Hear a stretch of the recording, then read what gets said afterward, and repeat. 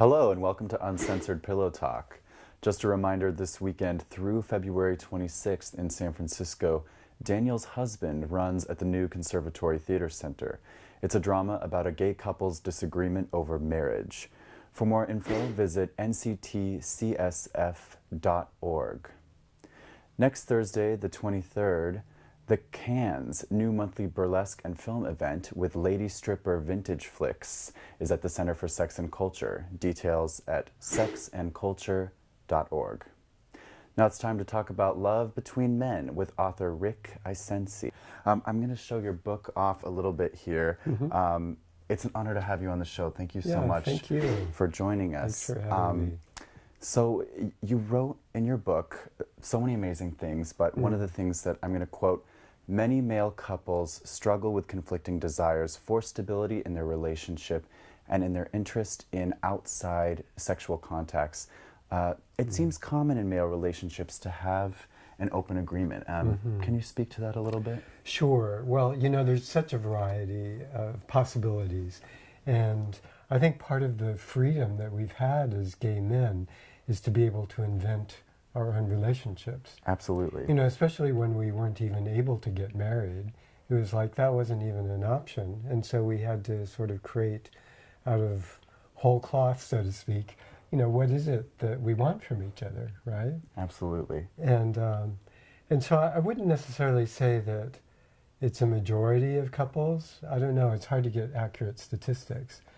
I've certainly seen a number of couples that totally wanted to be monogamous, others that wanted to be more monogamish, so to speak. Monogamish. Yeah, which meant that if they played outside the relationship, they did it together. That was usually the way it worked. And then others who had a very kind of open understanding about it's okay for them to each play outside, but they wanted, you know, to let each other know about it. And then they'd have different rules. So some would have rules that not more than once with the same person, or no overnights, not in the house, not in our bed, right? You know, those kinds of things. And the downfall, I think, is when couples have sort of a don't ask, don't tell, but they haven't agreed on that, right? It's sort of like then they're, quote, cheating on each other. Neither one really knows. They sort of suspect, and then if he's doing it, then I'm doing it, and before they know it, you know, things escalate. Don't ask, don't tell can be a recipe for disaster, I think, in many ways. One example that comes to mind is, you know, you're out at a party or at a restaurant and a member of the couple sees somebody that they had a fun little playtime with recently, but it's neither the time nor space to really have that conversation. It can be really awkward. I really love what you said earlier about recognizing how gay couples sort of are trailblazers in the way that we want to create our relationships. Growing up with only one model, and that is the heteronormative model, when we realize that not only is our sexuality different from the norm, but also the way that we can create relationships can be different as well. And Definitely. I think it's intimidating because we don't have a model to follow. Right. But that's why I think things like your book is so great, because it helps people to connect with ideas and learn about different ways that gay couples create their relationships. That's right. So we need to take a short break, but much more Uncensored Pillow Talk when we return. Would you like to win a complete makeover?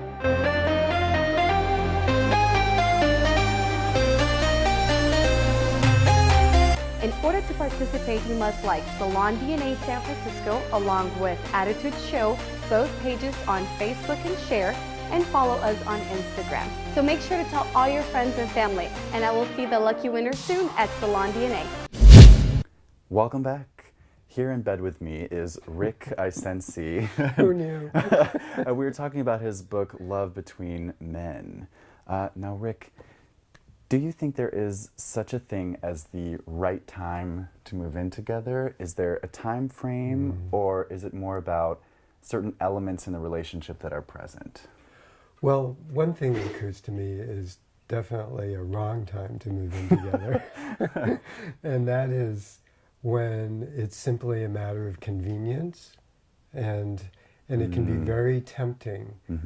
For one person loses his apartment, or he's just moved into town because you've had a long distance relationship, and it's so tempting to just move in together because you're just getting to know each other and you really like each other. You're in that sort of upbeat honeymoon, sexually vibrant phase. Of course it makes sense to like just jump each other's bones immediately in the same house, in the same bed, forever after, right?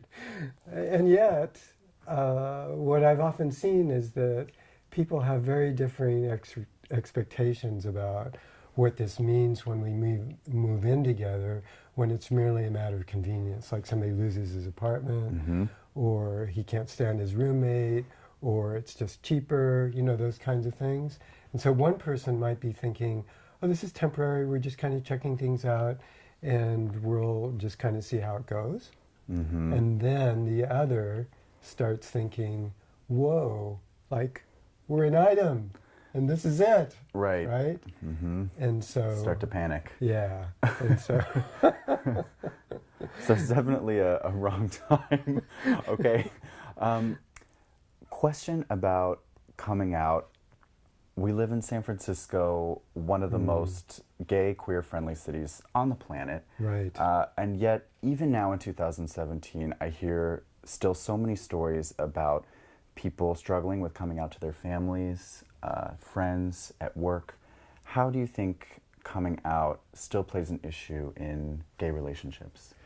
Well, I think that there's various degrees of it, even in relationships where people have identified each other as a likely partner, and yet each of their situations might be different. So, for example, there might be one fellow who's totally out to his family, and the other one isn't yet. And so then, what do you do around holidays and things like that? Or how do you change the apartment around when relatives come to visit, you know, those kinds of things. And to act like you're just roommates or... Yeah, right. And that can be very stressful. The mistake that I think some people make, though, is to try to sort of guilt trip each other into coming out sooner than they're quite ready for it.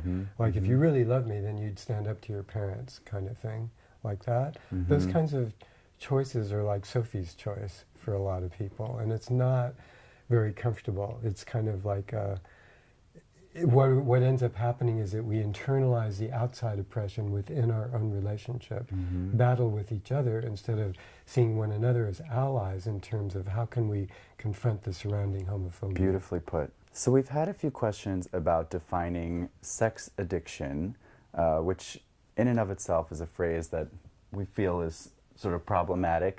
But when it comes to negotiating open relationships and each member of the couple's desire to experience erotic touch and sexual connection outside of their primary partnership, how do we sort of reconcile these thoughts and these ideas? Right. Yes. Well, you know, I think this has been a tremendous issue in the gay community, especially with party and play, with speed and so on, and the negative consequences that come from that.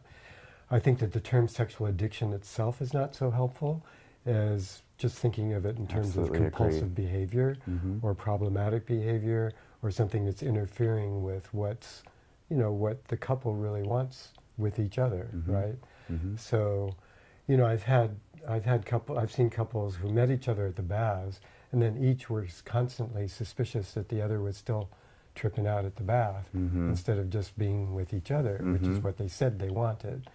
And so there needs to be some trust and some agreements about what's acceptable and what isn't, and a way of being accountable to each other. Absolutely. I really like what you said about sex addiction being problematic. I think this is a relic of a very sex negative and homophobic ideas that unfortunately wove themselves even into you know, things like the DSM that mental health practitioners use, but it's something that I think we should do our best to shy away from using that kind of language. But Rick, thank you so much Sure, you're welcome. for It's joining great. us today. It's really nice talking to you. Nice I to feel talk like to I have so you. much more I want to pick your brain about. Right, yeah. But if someone has questions, first of all, you should definitely check out his book. But how can they contact you? Well, so they can go directly to lovebetweenmen.com. Perfect. And that's my website, and contact me there. Excellent. We also have a special giveaway for our viewers. We're actually giving away Rick's book to the first person who emails us. It's that easy. Just send an email to upt@newsupnow.com. That's all I have for today. Thank you so much for watching, and we will see you next time.